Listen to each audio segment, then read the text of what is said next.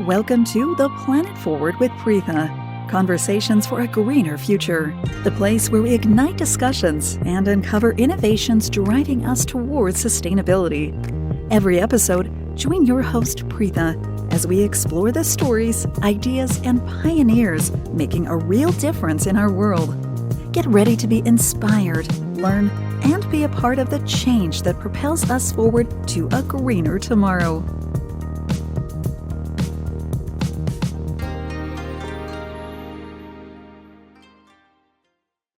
Welcome back to Planet Forward with Preetha, where we dive deep into conversations that inspire a greener, more sustainable future. Today, I'm thrilled to introduce a very special guest, Mr. Subrata Singh, the Acting Executive Director of the Foundation for Ecological Security. With over 27 years of dedicated service in natural resource management, community governance, and public policy, Subrata has been a cornerstone in the quest for sustainable land and water commons. Subrata's extensive experience spans from grassroots activism to advising on national policy, making him a pivotal figure in shaping practices that respect our natural heritage while empowering rural communities. His work is not just a career, it's a profound commitment to ensuring the resilience of village institutions against the pressing challenges of our times. Today, we are set to explore the depths of ecological conservation, the intricacies of polycentric governance, and the paths to sustainable development through community led initiatives. Please join me in welcoming Subrata Singh, a true steward of the earth and a visionary in sustainable resource management. Thank you so much, Subrata, for joining us today. So, hello, Mr. Subrata Singh. Thank you so much for joining today at Planet Forward with Preetha. It's such a pleasure to have you here today. And like I said, I have been waiting to have you on this podcast for literally more than 2 months. And so eager to know about all the wonderful things that you're doing. And I want everybody who's listening to this podcast also to understand more about your organization and what you're doing to ensure that there is so much of sustainability, environmental, ecological work that you're doing in India. So with that, I'm welcoming you to Planet Forward with Preetha. So the first question I want to ask is your background and Thanks a lot. motivation. You're very welcome, Mr. Subrata. So the first question I want to ask is on the background and motivation. With over 27 years of experience in the development sector, what initially drew you to work or issues related to land and water, commons, and natural resource management? Can you share a pivotal moment, a project in your career that deeply influenced your approach to community-led development? What happened was I had done my master's in rural development from Xavier Institute of Social Service, Ranchi. Okay. And after that, I happened to be part of a program which was launched by the Girijan Cooperative Corporation in Visakhapatnam. I was actually positioned in a very remote panchayat in Visakhapatnam district, and that is where and it's part of the Eastern Ghats, and most of the communities there are vulnerable tribal groups. Okay. So the way the program was designed was a professional staying in a village could make a difference and could actually engage, understand the needs of the community and engage with the government departments and help communities get their rights as well as the resources for their development. That is where that is where the interest in land, water, and overall natural resource management and community dependence on these resources for their livelihood, I would say, was more prominently that became more prominently as something that I got interested in. That is wonderful. What an inspirational way. And you stuck to it for 27 years. That's a long career and you've done wonders in it. So I think the next one is a perfectly pivotal question as well.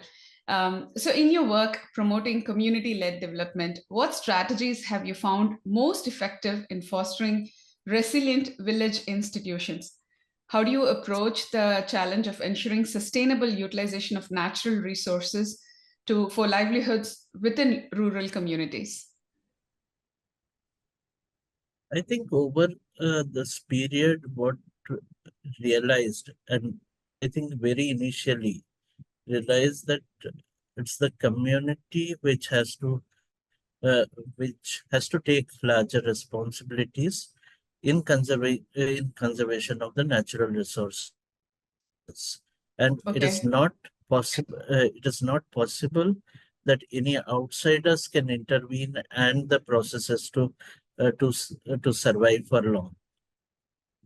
So an important strategy that we from the beginning, uh, the idea was that we need collective institutions at the community level, and it is these institutions which need to evolve their plans of how they would like their surroundings to be. What is uh, especially about their forests, about their water resources, and they very well know that uh, these are resources that are limited, and they need to take action in equitable distribution of these resources and create norms and rules uh, around which the entire community would engage with the resource and benefit from the got resource. it. So, my question to you is like, especially you're dealing with people in villages, right? And Yeah. making them understand this, right? It's a Herculean task. At least that is how I feel. So, have you had any challenges in that space when you're trying to tell them that they are responsible for, making sure their community develops? So how do you communicate that? What are the different ways in which you approach them? I'm just asking because the base in which you're saying like you have to convince that community, right? You need to get the buy-in from them. How do you do that? I think a very important part in this thing is to have confidence in the communities and the Okay, way they undertake some of the functions. So it may not be that they are protecting their natural resources or water resources, but definitely there are other forms of institutions where they're managing their temples, they're collecting money, they're organizing festivals around that, and there is a whole lot of collective action in doing that particular activity. What we try and do is to actually understand this and try and discuss with them to extend similar principles to that of natural resources, the forest, the water resources, and uh, and discuss with them about how collect as a collective they can do it. got it. The Okay, second part is also to bring to them saying that uh, uh, also engage with them to visit nearby villages where similar work has already been done, where they could actually engage directly with the communities to uh, understand the challenges, the benefits that they have faced in undertaking the task, and be convinced whether they would like to do it or not. The thirdly, what we also understand that communities take their own time to say yes or no. got It it. is it is something that we one the communities would not say yes on day one, may not say yes on day one. They may not they because there is a lot of internal discussions that happens within communities on who would be losing out on this, who is benefiting today from this. They need to challenge people who have encroached over these lands or who is appropriating more.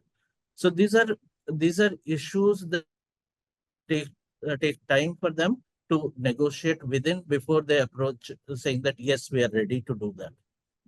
Okay, wonderful, sir. Thank you so much for saying that. I personally came about to know about your organization is through Satyavan. I told you, right, last time when I came to India is when I got to visit, the work what your FES organization has done in Gubri village, if I remember right. And I got to go personally and speak with the villagers, and the kind of transformation what your department has done is like phenomenal. I actually had a write-up written and posted on LinkedIn because it just opened my eyes on the kind of work what your organization is doing. And your team was very kind enough to actually even put a presentation for me in your office and was showing the different projects and the way in which you have approached and you've done that. And so that is what prompted me to say, like, there's such amazing work your organization is doing all over India, and I need to get a platform where more and more people are aware of such beautiful work you're doing that into rural parts of India. This village, it took us like almost like, I had to fly down and then take a 7-hour trip to the village to get to the interior. It's not that easy to go there. And these are individuals who literally have transformed or, a transition from their city life, move to these villages to make an impact there and to transform their lives. It's a huge thing what you're doing.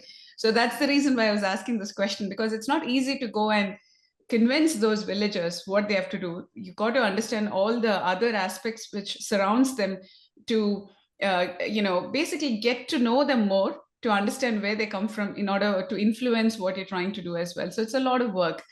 So thank you. And I That's the think it's a it's quite a challenge that each of the team members have taken in reaching out to these communities and working with them, and knowing that their uh, the the little support that we can provide to the communities can actually help in uh, improving the larger environment and the resources that help the communities in their better livelihoods.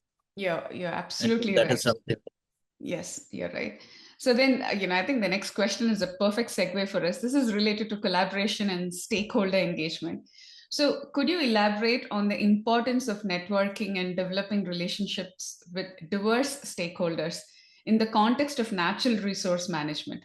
What role do participatory approaches and facilitation of dialogues play in your work? And how do they contribute to successful project outcomes? I think it's an important question because none of these work can be done in isolation. Yeah. It actually requires support from the government departments, Hmm. that from other partner organizations which are working in the locality, and um, because the what communities need is an overall development and not just only sectoral uh, kind of engagement. Uh, and what when we work with them, what we also try and engage with communities is for them to create a long-term plan for themselves, Okay. and it is not specific to any organization helping assisting them or supporting them, but to create certain plans for which they are working together. Okay. Of that plan, it's a smaller portion which any organization or any department can cater to, but it's the collective institutions which would rally for their needs and for a better picture for their own village. Okay. Secondly, it is when we are talking about natural resources require support from the nearby forest department, the revenue department, or if you're looking at water resources, it could be the panchayats or the water resource department, which are necessary to come together to support the communities in undertaking any new infrastructure or any new facilities that needs to be created. Okay. The second thing, it also is necessary for them to engage with not just with within their community, but also with the adjoining communities, because these are resources that are usually used not just by the particular village, but also by neighboring villages for certain requirements. And for that, there is a uh, need for certain arrangements between villages on what can be used and what cannot be used. For what purpose can they come to our forest for grazing their livestock or small ruminants, or they can only come for collection of certain minor forest produce, or they can come only for the collection of honey. So these are Okay. arrangements that they need to come up with. Uh, uh, Otherwise, it would mean trespassing. So Oh, so they have limitations on what can they take from the neighboring village and what cannot. So it is like some kind of an internal agreement they have amongst themselves. yes, and Okay. that is something that evolves over a period of time. Okay. Okay. Yeah. So, have you faced any kind of challenges in this space? Like just now you said, right? Like it evolves over a period of time. So when you and your team goes as an intervention to uplift this particular village, let's say this particular arrangement has not evolved, and then you are left to be the mediator to find out, what's the best medium. Can you give me some story or an example, like where you encountered a problem and how you were able to resolve that in this particular scenario? I think there's several such examples, and many cases what you actually find are conflicts. Okay. Conflicts around boundary uh, uh, between two villages, where which portion is mine and which portion is yours. The conflicts around, let's say, trespassing or theft of timber, or that kind of thing, or uh, cattle from one village goes into the forests of another village. So, and each of these conflicts are actually which may happen both knowingly or Okay. unknowingly, and provide a platform for discussions and coming up with new arrangements. And what we see is these new arrangements, as they resolve this conflict, there's a new norm that develops, or new rules that they put down in their bylaws, saying in such circumstances, this is what needs to happen. And these are more or less binding agreements between the two communities or two villages. And in most of these cases, these are also acceptable by the institutions that like the police or the local governments. They recognize that such arrangements exist and take decisions based on that. Got it. Okay. I got it. Okay, so now we'll pivot our questions to research and policy. See, so much of work needs to be done before you start a project in some space. So, how does conducting interdisciplinary research and analysis shape the projects you work on? Can you provide an example of how this research has directly impacted a project success in terms of local governments and public policy, what key changes have you advocated for to improve natural resources management and community governance? So research is a very important part in this journey. Okay. It is to understand, once you undertake a program, in order to understand how the program has impacted, how what are the shortcomings, or what are the good things that that has happened under the program, is something that is a necessary element of the program implementation, because that helps us in looking at what are the improvements that we need to do when we go to the next set of villages. The second thing is there are certain problems are uh, which are very difficult to raise or to come up with discussions, because there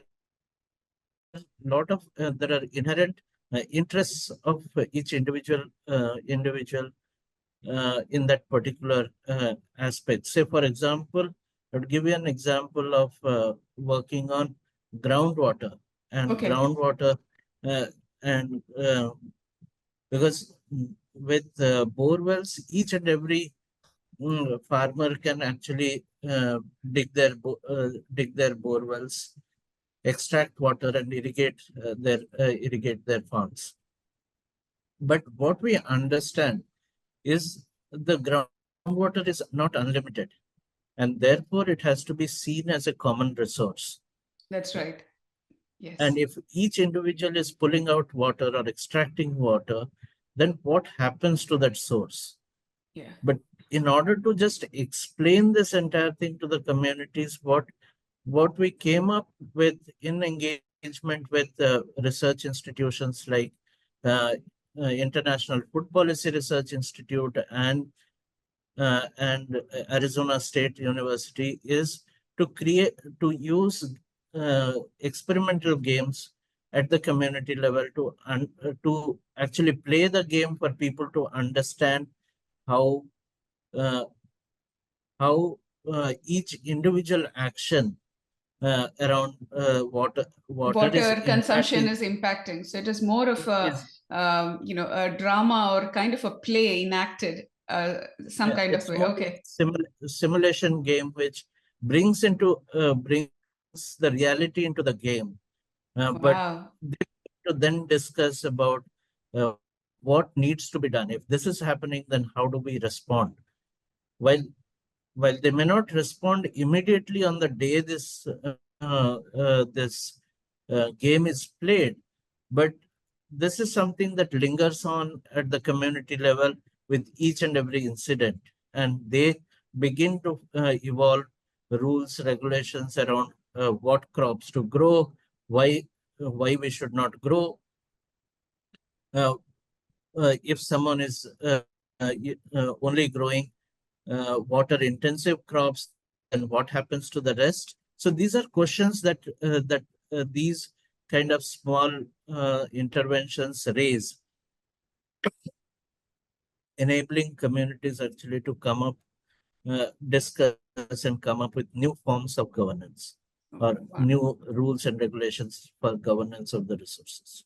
That's beautiful. So, can you tell us more about the collaboration that you have with the Arizona State University? So, I'm really intrigued to know more about it, like the partnership on how you come up with different forms or different modalities that you can identify to communicate to the villagers in a way they will understand.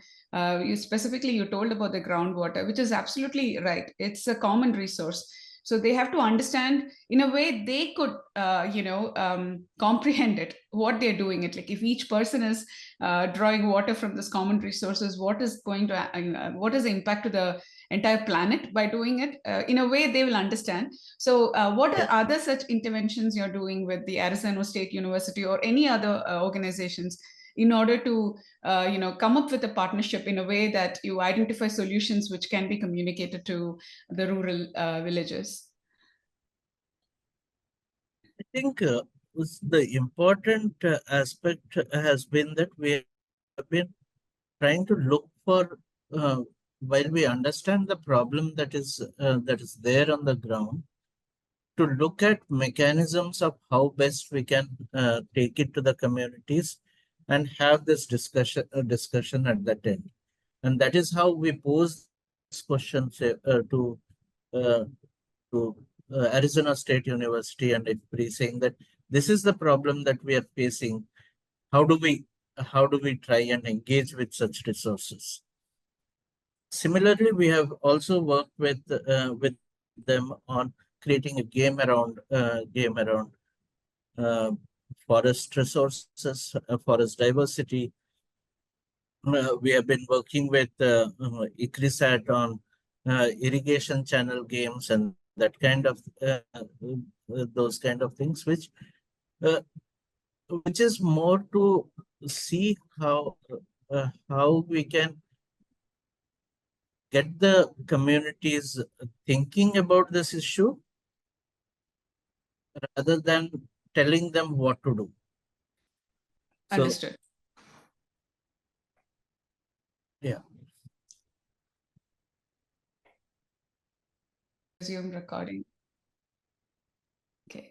So the next question, I have is like on challenges and solutions, right? You were telling me about the different way and different modalities that you're coming up with to communicate to the rural villages, and it's a lot of effort that you have to take, collaborate with other organizations such as the Arizona State University and others to see in ways how the natural resources consumption and taking care of the natural resources is communicated to our rural village folks. So I'm sure there are challenges. So what are some of the major challenges you've encountered in your work, and how have you addressed them? From your experience, what are the critical factors in designing effective institutional frameworks for managing common governance? I think a major challenge that we have is this entire thinking about tragedy of commons, and it is about communities. Communities cannot manage their commons, and I think an important part has been to constantly challenge this notion and to bring forth various examples and success that communities have had in conserving their natural resources themselves. I think also a very important important thing that's happening is most of our programs uh, are being directed towards individuals, and it is creating more of a competition between individuals rather than communities taking larger stake in the decision making. Um, well, and like I talked to you about groundwater, it's largely about challenge about individual farmers and their profits. So when it comes to that, how does the community as a collective discuss these issues? How do uh, they convince certain farmers undertaking practices which is more water consuming or uh, that kind. So uh, so what we believe is actually trying to work on the concept of community stewardship, of how communities can see themselves as owners of this entire of these resources, and they take larger decisions about it, rather than uh, people like us or any programs reaching out to each individual and providing them certain kind of support. So how do we do that? How do communities come together, emphasize that this is something that is uh, that needs our approval in doing it is an important. I think that the concept of stewardship and they taking the larger responsibility is an important part as we move ahead. It's a wonderful answer you said, because I think vast majority of that time, we seldom, understand the other side's point of view. Yeah, so to you rightfully said, the water problem is actually for one individual or a group of farmers who is only thinking for themselves. They're not thinking at community at large. And so uh, most of the organizations which is coming up of programs like this will always think of going and be a more of an authoritative nature, wherein saying that you're not supposed to do it, you're supposed to do it this way. I don't think that will resonate that far, because they feel that they've been told what to do, versus you actually bringing them into the picture, helping them understand the impact, of course in different modalities you're trying, and so that you're inculcating the idea of community building there. They're not just thinking for themselves, they're thinking for community at large. That's a huge shift in their mindset, right? And you're facilitating that. You're not enforcing anything. All Yeah, you and your team is only doing is a facilitation process. Give them a space wherein they can think at large as a community versus thinking only for an individual. Once you bring that community or that kind of a camaraderie between the people, then they start to think for everybody. They're not only thinking for one individual. Once you're yeah, done that, I think your work and your organization's work is done, and then they'll take it forward, because you kind of ignited something in them to think for a bigger picture and not just thinking in a narrow-minded thoughts. You're telling them, think at a macro level. Why are you thinking at a micro level, right? So because I saw that with my own eyes at the Gubri village when I went there. There were these women. They hardly know anything. They're not even educated. They've never went to school. But what your team has done is phenomenal. Even teaching them about water conservation, teaching them about a natural way of farming and how it's important. They've made them do such beautiful postures, and these are individuals who don't even know how to read and write, but teaching them how to do that. And these are women, and that is where I was so powerful thing was, there was this very old lady. She had a stick she was walking with, who came there, and she's the leader. She's the one who's bringing the entire community together to start such amazing programs there. She even went to the collector's office demanding water supply to the village. And your team is, all they did was show them what collective power can do. That's all they did. Show them the right way, and showed them that they are responsible for their own natural resources. They don't need to depend on another external factor to come and tell them what to do. Gave them the basic education, and they've taken it forward. And the entire village is doing natural way of farming now with no chemicals. And they were so eager to show us all the different aspects they're doing.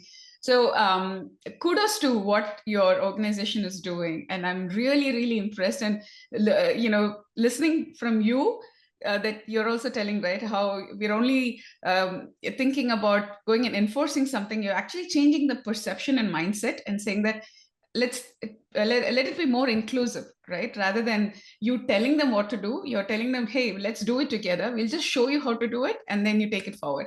So, and I'm really grateful for telling that wonderful things. I think more and more such organizations should come forward to make so much of an impact in our environment, because which is very, very crucial and critical at this hour. And so I think your organization, the Foundation for Ecological Security, is doing an amazing job. So kudos to you. I think it's a perfect question. Next one for you. It's a future directions and advice. So looking towards the future, what new challenges do you anticipate in the field of natural resources management? And how is Foundation for Ecological Security preparing to address them?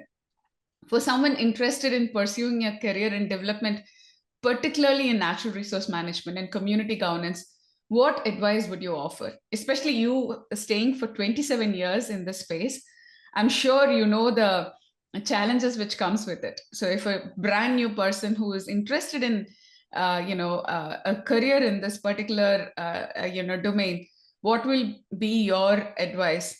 And I also specifically want to know about the future plans and projects that Foundation for Ecological Security is looking for as well.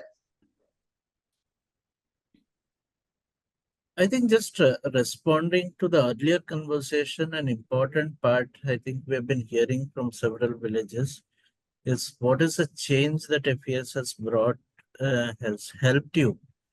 And I think what I've heard in several places, they brought us together. Yes. And that has, I think that is something that is a key learning for all of us. And that keeps us more encouraged in continuing to do this. I think answering to the question about the future, I would say what we have embarked upon is this larger program called the Promise of Commons. Okay. Shifting the narrative from the tragedy of commons to a promise of commons. I love it. I'm going to steal that from you. And I just simply love that. I'm going to steal it from you. I'm going to tell it and record, and I'm going to steal it from you.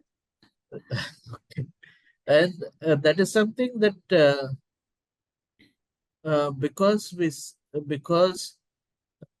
in today's when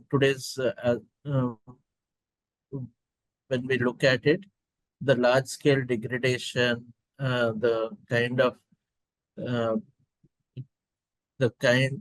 because a huge part of our landmass are wastelands or are considered wastelands. How do we bring that in the community management and improve the status of these lands, especially with the climate change kind of issues that we are facing? And when each community or each village is able to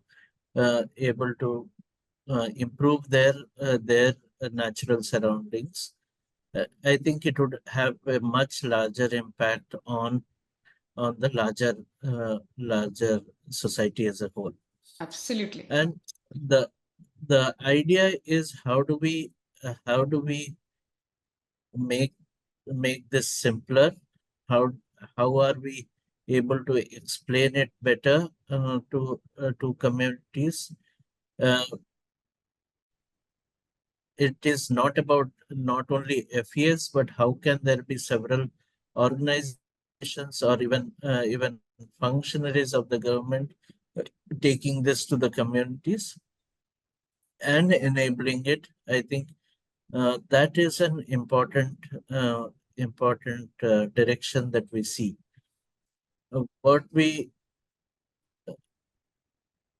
I think what is important for us to see how more and more stakeholders, more and more collaborations can take place, and together how we can achieve a much larger outcome is, I would say, the key components, both of key components as we work towards the promise of commons. That is wonderful. And you rightfully said, when you're reflecting on the journey of FES, what did you get as a feedback? You brought the communities together. I think that should be your tagline, because bringing communities together is the most challenging job. Once you've done that, you've crossed the biggest hump, because then they'll take it forward. Vast majority of the people fail in those aspects, and that is a huge feather in the cap for FES. if you are successful in bringing the communities together, that is the most challenging job on earth, and you've done that. I think that should be the tagline for FES. It's just my feedback, because I saw it, I personally experienced it, and I came, and I've never seen anything like that in my life, and I was so completely amazed at the work what your organization has done. So the second question I had was like, let's say a youngster who's fresh out of college, who wants to pursue a career in the development area, particularly for natural resources. What would your advice be for a person like that?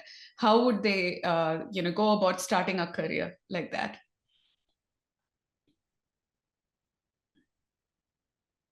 I think this is a very important area for all of us uh, to come together and work towards a larger solution.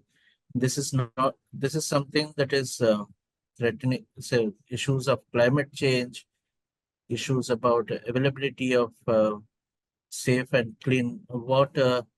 Uh, these are big issues that are coming up, and we would be uh, facing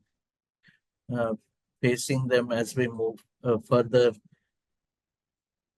And therefore, I think it requires a lot of committed people uh, to be contributing to this entire problem in different ways.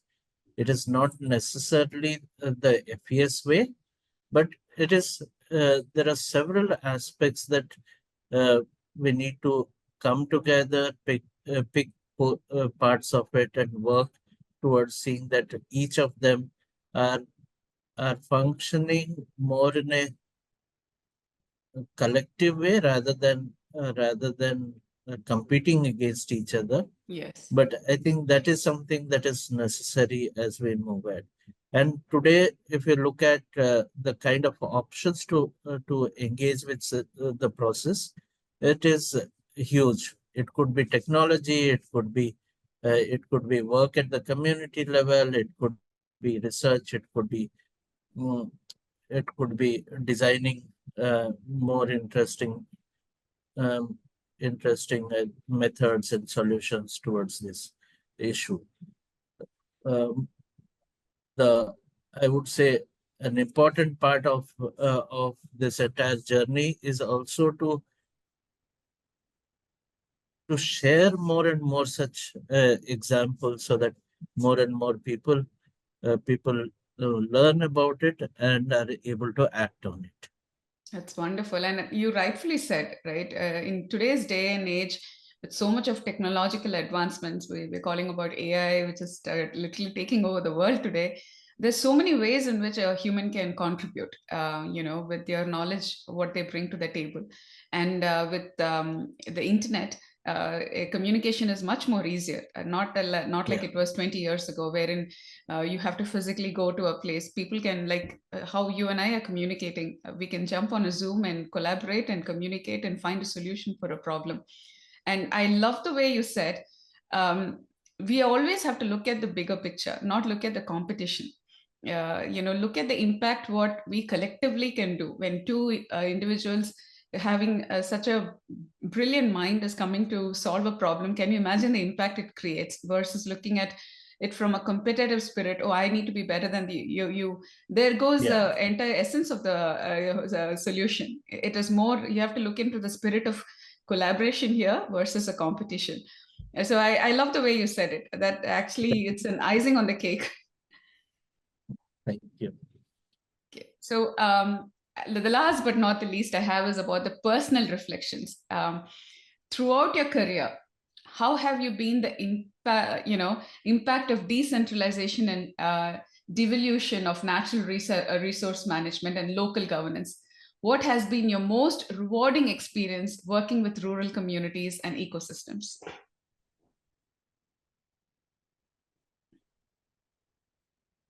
Also, personally, I think what what I have been trying to work on is the power of community institutions, and trying to see uh, how do we continuously work towards building the agency of the communities through these institutions, and to reimagine a world, I would say, where they they are at the center of decision making of the resources that uh, they uh, they have been working with and they are conserving. And I think um, there has been a lot of uh, emphasis on having, say, private lands or private resources for each individual. But I think the entire notion of commons and shared resources creates creates both as a security net for communities, or safety net for communities, but also provides a lot of options for communities to have their livelihood, gain their livelihoods. So imagine without commons, uh, or imagine with commons, if a landless person can invest in livestock and survive a much better livelihood. But in the absence of that, I think the person uh, it would and basically it's a issue about, I would say, dignity of Yes. poorer people, and how we can enhance the dignity through mechanisms such as manage the commons. Commons, and I think you rightfully said, right? So the disparity of in the income level is avoided here. It's everybody gets to live a really good content life, versus having the hierarchy of like one person is more affluent versus one person is not affluent. If there is a community, like you said, the land is common to all, and there is each and every person is can derive something out of it to earn their livelihood. That's a beautiful vision, right? Because like you said, it's a common resource. It's not for one man's resource, Yeah, it's for everybody. And I I sincerely think hope it happens soon. I think the potential of it is that each and every member of the community is an equal right holder over these resources, and therefore each and every be it poor, be it women, be it any communities, they they can claim their rights, they can engage with that particular resource, even if they do not own uh, individual resources, individual lands or individual resources in the village. That is I wonderful. think, That's a great initiative. So I'm just remembering, I actually worked on a project with a team in Peru, which is called Uncavasi. And one of the things that was basically to help indigenous tribes in the Andes Mountain area, where most of their land was destroyed because of deforestation. And how do you, empower them to grow their own food in that land and ensure that they are sustainable as well. That is one thing the project was. And one of the things I learned about the South American, the Peru region community is the land is a communal land. It cannot be owned by a single person at all in South America. So even if if let's say a piece of land is owned by 10 people or 10 families is what they call, one person decides if that person wants to sell the land. They have to ensure that all the other members of that community is in alignment with that proposal, and they all agree to it. Only then that land can be sold. So everything what the land gives them is for the entire 10 families. It's a communal property, so everybody is thriving out of it. It's not just one family or one individual. I love that concept. yeah, That is protecting the land, and yeah, making sure that the natural resource. I was like so much in awe when I learned about that, and I said, "What a brilliant way the indigenous people, has made sure that their land, what their ancestors have handed over to them, has not exploited." right? It's still within their community. So when you told me about it, that's the only thing which came into my mind, and I'm like, that's such a brilliant way. And I sincerely hope your efforts are successful. Another one thing I remember is about Pani Foundation. I'm sure you know about them. They're Yeah. based out in Maharashtra. Yes. I had an opportunity to speak with Mr. Satyajit there, who actually leads the Pani Foundation. And he conducts kind of a competition every year in the deeper villages of Maharashtra.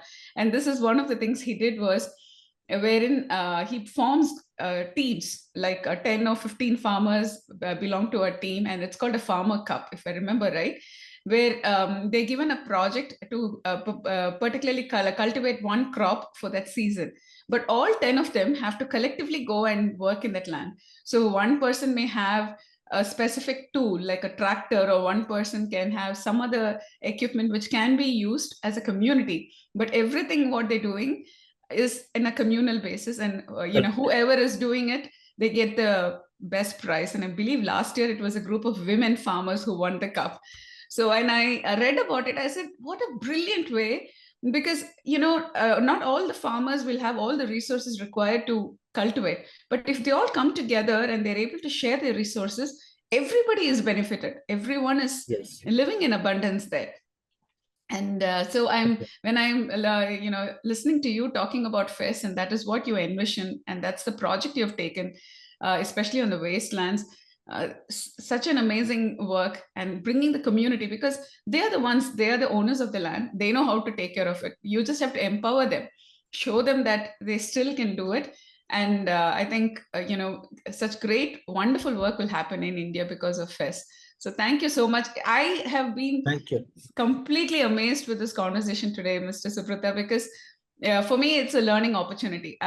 For me, one aspect of this podcast is to make sure that amazing work, what your team is doing, is going to a larger audience. The second, selfishly, I'm learning from all of you. For me, after every conversations I have, is like, I'm enlightened. I'm like, oh my God, I'm learning so much. This is an educational opportunity for me. And so thank you so much. My heartfelt gratitude for taking the time from your busy schedule. I know you're super busy, for coming and spending this time and explaining about this amazing work, your journey, your the challenges that you faced, but you've stood by all that, and you said no, you believe in the conviction of bringing the community together. So such an amazing thing. I'm really honored to have you here today. So as parting words, would you like to say something about to our audience before you sign off today? I think thanks a lot. I think the most important point that I would say we have learned is believe in communities, and they have the power to change. Yes. And that is, I think that's a tagline I'm actually going to put when I have your podcast telecasted, because I personally got to see the amazing work that your team is doing on the ground, and how the communities have changed. And that is a testimony to whatever you believe in, and your leadership. That is a huge testimony to it, because if your teams can take that vision, what you have, and cascade it and make it a reality, that speaks volumes about it. So thank you for that amazing leadership as well, to make sure that whatever vision you have is rightfully communicated to your team, and your team is able to execute it on the ground, is amazing. That speaks volumes about your leadership. So thank you once again for joining us today. Thanks a lot. Thank you. Thanks a lot. As we close today's enriching conversation with Subrata Singh, I'm reminded of the powerful impact that dedicated individuals can have on our world. Subrata's insights into ecological security, community empowerment, and sustainable governance are not only inspiring, but also a call to action for all of us. It's clear that the path to a sustainable future is a collective journey, and one that requires involvement at all levels, from individuals' action to global initiatives. Thank you, Subrata, for sharing your expertise and passion with us.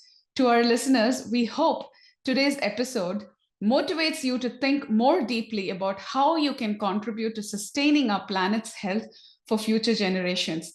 Remember, every small action counts as we move towards planet forward, keeping Keep tuning in for more conversations that inspire change and drive us towards a greener future.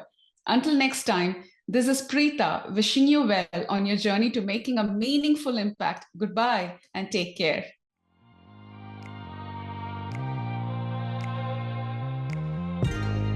Thank you for tuning in to The Planet Forward with Preetha, Conversations for a Greener Future. Together, we're exploring the innovations and stories that inspire us to think and act for a sustainable world. If you're inspired by today's conversation and want to be part of this journey toward a greener future, make sure to subscribe to our podcast on your favorite platform. By subscribing, you'll never miss an episode filled with groundbreaking ideas and actionable solutions. Let's continue to make a difference, one episode at a time. I'm Preetha, reminding you to make every day count for our planet. Until next time, keep moving the planet forward.